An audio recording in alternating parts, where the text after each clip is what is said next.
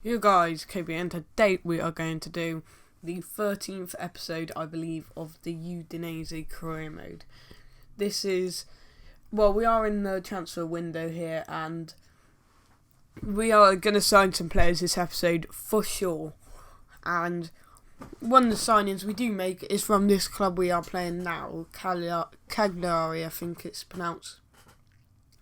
The team that used to have the owner as Massimo Cellino, who is now the Leeds owner, the Leeds United president, and he has been for about a year, maybe a bit longer. But this game was a very dull game. At halftime we went in 0-0, 3 minutes added on.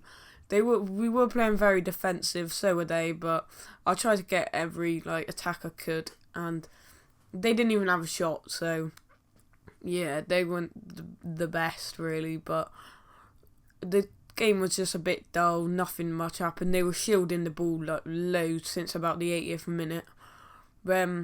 We just have a bit of confusion here, and the goalkeeper we have in the moment, because we sold Scruffet, is this I don't know how to spell that, not pronounce that name, but we do sell him as well, and we do actually play the next game without a proper keeper, but we do actually sign a keeper later on in the episode, and we finished the transfer window as well. But we actually get an injury there, John Flanagan, which is a blow because he was my starting left back, but he hasn't really been growing too much, which I don't really know why, but we will just use someone else in that position. So yeah, they were playing very defensive in this game, like I've been saying, but I couldn't hack it down really, and the be all and end all is that we were just sort of being out defended by Cagliari. I think that's how you pronounce it, but yeah, it wasn't the best game. We got a late opportunity here, but they make a save with their keeper, and then we obviously get a corner out of that because his keeper pushed it over. But once we head it in, the defender gets the better of it, and then they just fall to our player, and then that's full time. So that was a pretty disappointing game, if anything. But you play some of them games where you just get a 0-0, nothing happens. But I try not to make that happen, and I don't like it, so I made sure I did different in the next game. But here's a few emails that come back. And by Niang is our signing, 1.6 million, which is an absolute steal because he is about 74, 73 rated right wing. But we are trying to get a Barbo as well, so give him 5-year crucial first team player. And Mbai Niang will be a good signing. He won't be used 100% of the time, but we're going for another off from Mattia Perrin. But I just thought this club, Genoa, just wanted too much for him really, so I didn't really know what to do, because I didn't really want to pay 16 million for him, because he was only worth just under 5, and I don't even know if he grows. But yeah, Udinese get a price cut on Niang, so yeah, 73 rated, he's worth about 2 million, so we got 400k off that. And we actually do get a Barbo, who we traded with 8 million, and Fabio Barini, who was only at the club 6 months, but they're still decent. I accidentally delete this transfer off here for Bruno Fernandes, but I do go back into it in a minute. And there's just the players that we brought in. A Barbo on the bench, so is Niang.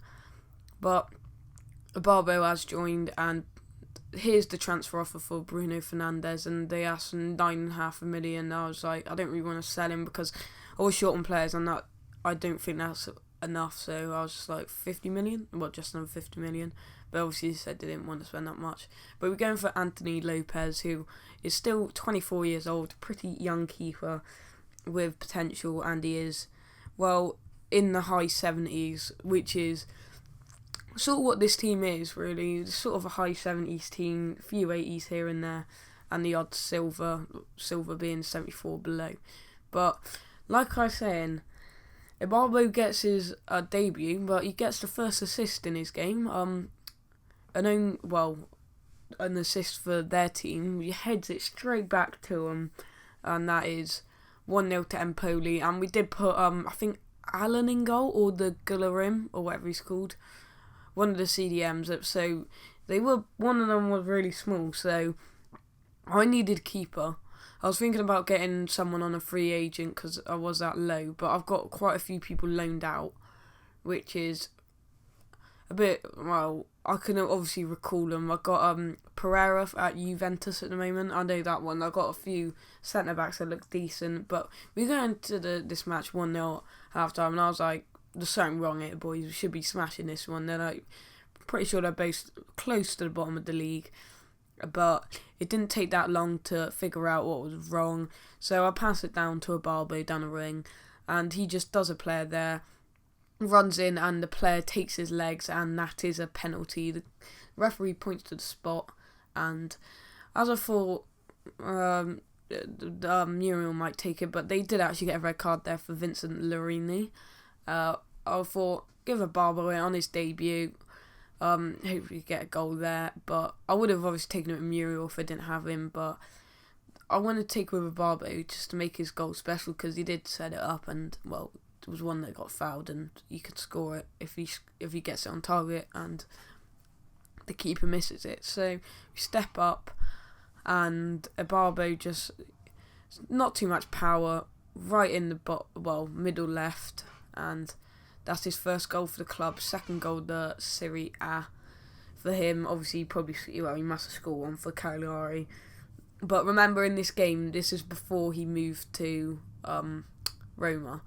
So second goal for Victor Barbo, and he looks decent. But obviously, I've got Niang and I've got Campbell, so I'm gonna start playing Campbell maybe, sort of like left mid sort of role, maybe Niang there, maybe Niang some games at front if Muriel's a bit tired, but talking to Muriel, he scores there, just slots it bottom right, and that's his 18th goal at Serie A, and he is about 10 above everyone else in the, scoring wise in the Serie A, so it looks like he'll be getting golden boot, but a good head out by Hortu, I think that's the name, the French centre back, and Muriel gets it, fake shots in again, and he just smashes it home into the side, right in the corner of the side netting and the back net. But that's a very decent goal by him, and well deserved in my opinion. So he's doing good for me. He's on 19 goals now. We are in January on this towards the end, but Muriel, he just gets through here again. We've got one defender to beat.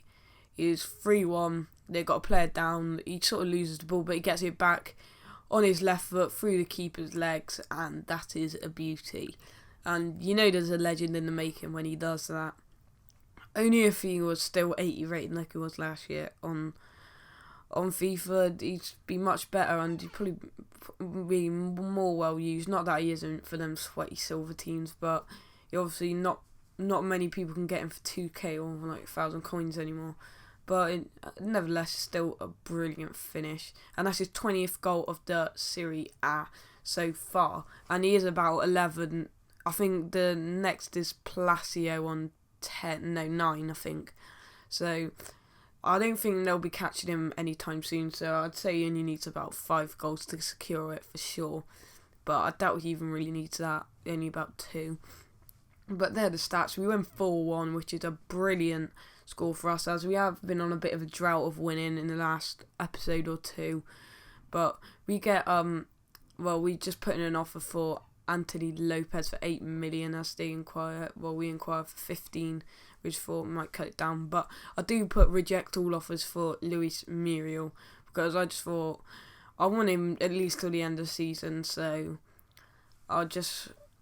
maybe I can get a bit more money out of him in the summer, but I put 10 million here for Lopez, and I asked for 5 million from the transfer funds from the board, and they gave us 1.5 million, and they say give us 11.5 million. I gave them 11. They're a bit stingy like that, but nevertheless, we still give him 11.5, and then he asked for 60 grand, and we gave him 5-year crucial first team players who will be playing basically every game unless he's injured or suspended, and then we can actually sign him up on the last bit. But I was looking here, I released a few players because I wanted to bring some players in, and the player I wanted to bring in was about 20 grand his salary, I think, as you'll find here. But I do actually inquire about a few young players here, and we get a loan offer Alexis Zapata, the 69 rated 19 cam, and we let him go to good old Bayern 1860, I think it is, and then they only want 240 grand for Khan Ayan, I think that's his name, from Schalke. Well, I know he's got good potential in this game, so I decided to get that one. He requires 8 grand, 5 years, and I gave him a rotational player. So I don't think he'll be playing too much. He is about 67 rated, but 20 years old. Maybe we can put him on loan next season, see where it comes back at. I hope he comes back in the 70s. But we actually, this guy actually requires 20 grand, but we gave him 19,200, but we gave him 20%, and the rest, I think he was about 74 rated. That's from default, like from the started, but he's probably gone up a bit. And well, we get an email back. I thought, oh, you may not like it, but he actually accepts it. And with £72 left, that is all we have for this episode. So thanks for watching, guys. Subscribe and see you next time.